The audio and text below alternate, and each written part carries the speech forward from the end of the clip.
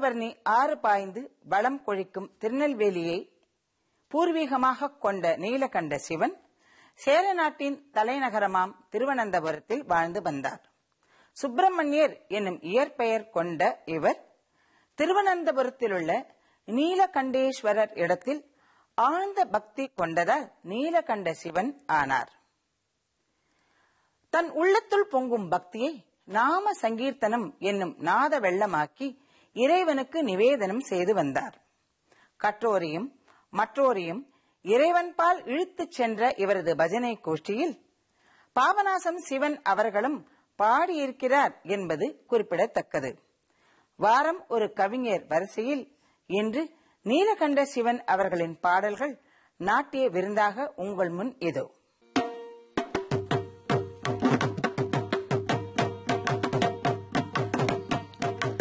Shambho